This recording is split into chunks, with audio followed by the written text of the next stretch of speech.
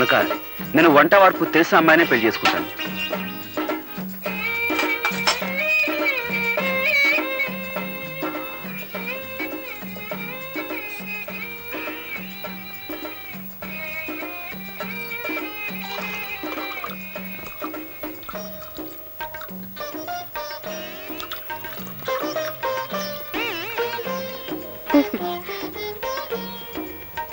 ఈ వంట వరపు ఏడ్స్ మొహం గడుకున్నట్టే ఉంది. ఇద్దరి కాఫీ కలపడానికి ఇంత గంగాళమా? ఇటిబు నా బొంద.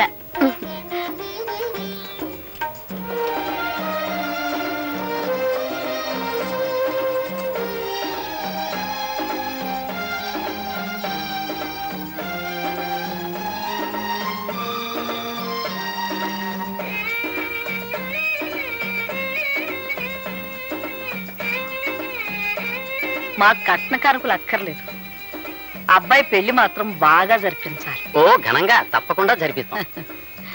చూడండి, పెళ్లి కూతురు వచ్చేలాగా అబ్బాయిని ఏమైనా అడగదలుచుకుంటే అడగండి. ఏం చదువుకున్నావు బాబు? అగ్రికల్చర్ బిఎస్సీ అండి. అంటే ఎంత బాగుందో విన్నవేరే సావిత్రి. మీ ఎత్తెంత బాబు? 5 అడుగుల 11.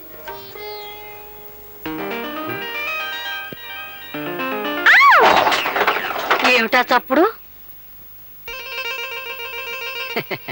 అదిగోనమ్మా పెళ్లి కూతురు. పెళ్లి కూతురా?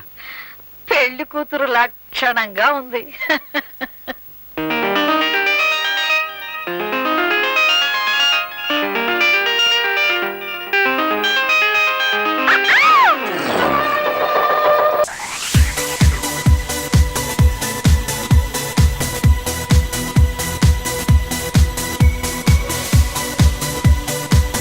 సావిత్రి, శ్రీదేవి ఒక పట్నం వెళ్తామనేంత వరకు మనం వెళ్తామనకూడదన్నారు బావగారు.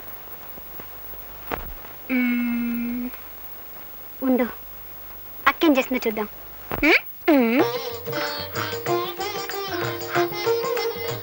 దేవి, ఏడుస్తున్నావు ఎందుకు? మిమ్మల్ని కట్టుకున్నందుకు. చూడండి, మా ఇంట్లో నేను ఒక్కరోజు కూడా వంట చేసింది లేదు, కనీసం పొయ్యి కూడా వెలిగించలేదండి. నువ్వు మందుల షాప్ లో డబ్బు సంచి పోగొట్టుకున్నప్పుడే అనుకున్నాను నువ్వు చాలా సుకుమారివని. మీరు ఆ రౌడీని పట్టుకొని చెక్కేస్తుంటే నేను కూడా అనుకున్నాను ఏ హోటల్లోనో కుక్ అయి ఉంటారని. కుక్క అంటే? వంటవాడని. ఓహో, నన్ను తిడుతున్నావేమో అనుకున్నాను. మొగుడంటే నీకెంత ప్రేమే.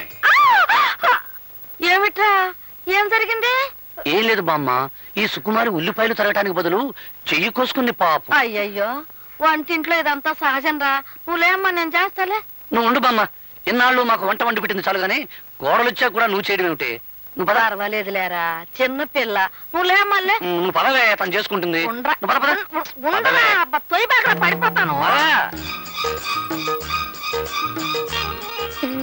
అక్క, ఏమిటి? లే లే,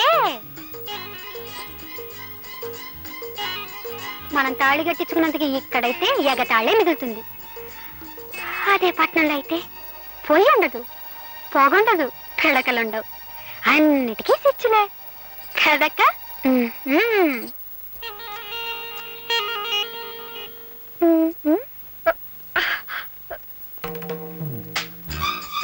ఏమిటక్క, పాపం పిడకలు చేస్తున్నావా? అయ్యయ్యో, నీ చేతులు వాసనైపోతాయి. ఉండు, నేను ఇప్పుడే వచ్చేస్తాను.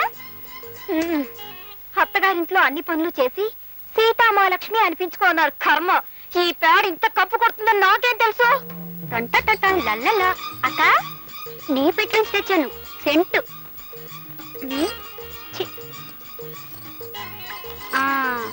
ఇప్పుడు పేడ చేతులు పెట్టు. చూసావక్క, సీసాడు సెంటు పోసాం. ఈ పల్లెటూరులే ఇంత. సెంటు కూడా పేడ కంపు కొడుతుంది. అదే పట్నం అనుకో, ఆముదం కూడా ఎర్ర రంగు పులుకొని సువాసన వచ్చేస్తుంటుంది.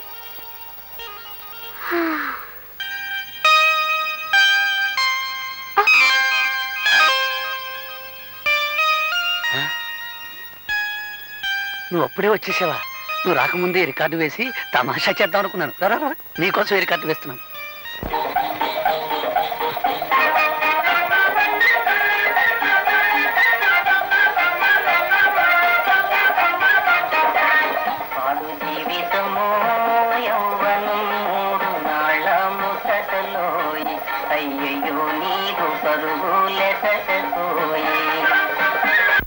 పాట.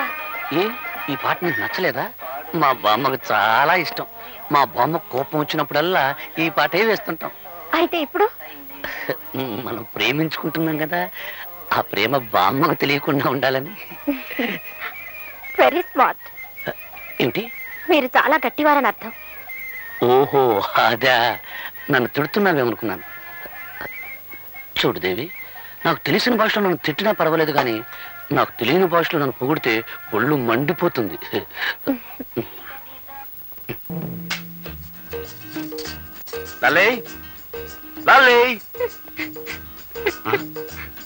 ఏం లలితాంబా, చెట్టు కింద సీతాదేవిలా ఆ మూలం కూర్చొని ఏడుస్తున్నావు, ఏమైంది?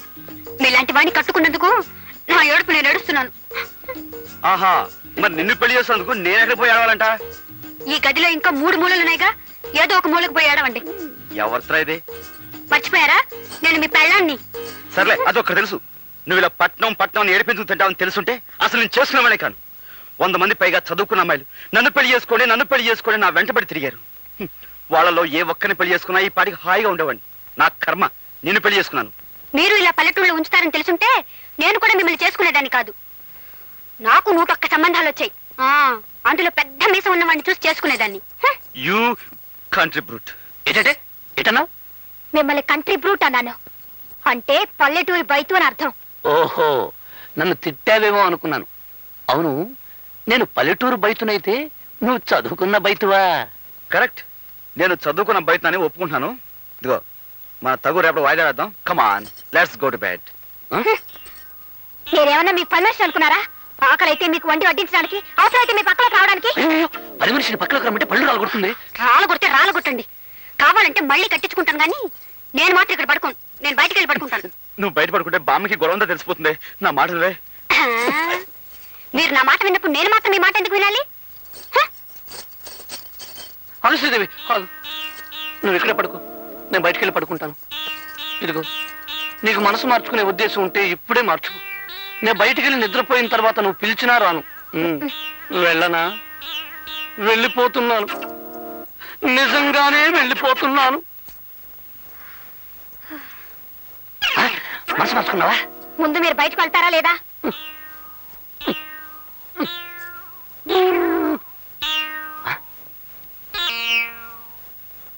నువ్వైనా సుఖంగా ఉండరా తమ్ముడు.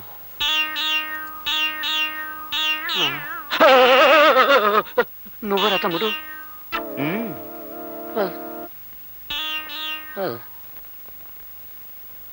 పాడు జీవితము యౌవనం 3 నాళ్ళ ముచ్చటలో ఐంగియు నీరు పరుగులే పెట్టకోయి.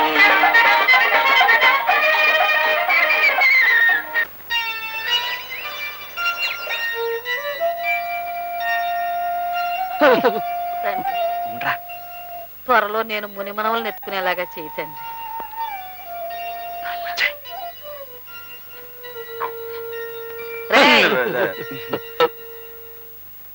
సంకలో చేపలు పెట్టుకుని ఎక్కడికి వెళ్ళి వస్తున్నారా? అదే, ఈ తలగ నిండా చీమలు, దోమలు, ఏనుగులు కాదు, ఈగలు ఉంటే వాటిని దులపడానికి ఏట్లోకి వెళ్ళాం బామ్మ. అవునవును. ఈగల్ని దోమల్ని దులపడానికి ఏటోకి వెళ్ళారా? అవును, కొత్త దిండులో ఇన్ని జంతువులన్నీ ఎక్కడేరా? ఉండవని అక్కడికి వెళ్ళాక తెలిసింది. అది తెలిసినవన్నీ వచ్చేసాం. అవునవును. ఒరే, నా మనవాళ్ళు అబద్ధాలు కూడా చెప్పగలరని నాకు ఇప్పుడు తెలిసింది. ఇంట్లో పెళ్ళాలను వదిలేసి మీరెళ్ళి వీధిలో పడుకుంటే ఊరు వాడ చెవులు కొరుక్కుంటారా? నా పెళ్ళైన కొత్తలో మీ తాతగారు ఏడాది వరకు కాళ్ళకి చెప్పులు వేసుకుని వీధి గుమ్మం దాడితే ఒట్టు. బామ్మ, నిజం చెప్పేస్తాను బామ్మ. రేయ్, నువ్వు ఉండరా బామ్మ. అసలు సంగతి ఏమిటంటే, మా పెళ్లిళ్ళు గాని సవ్యంగా జరిగితే 3 శుక్రవారాలు గుళ్ళో పడుకుంటామని దేవుడికి మొక్కున్నాం బామ్మ. ఏరా, మరా మొక్కు సంగతి చెప్పవేరా అయ్యా? ఇప్పుడేగా తెలిసింది. అంతేకాదు బామ్మ, రాత్రంతా ఉపవాసం కూడా ఉన్నాం. మా నాయనే ఉపవాసం చేశారా? నేను మీ ఇద్దరికి మీ తాతగారు మొండితనం వచ్చింది అనుకుంటున్నానే కాని నా భక్తి కూడా అబ్బింది అనుకోవట్లేదురా నాయన. బామ్మ, నన్ను కూడా. ఇదిగో అమ్మాయిలు, నా మనవలు రాత్రి అంతా ఉపవాసం ఉన్నారంటే కాస్త నాయన మా బామ్మే, మా బామ్మే. పదమ్మ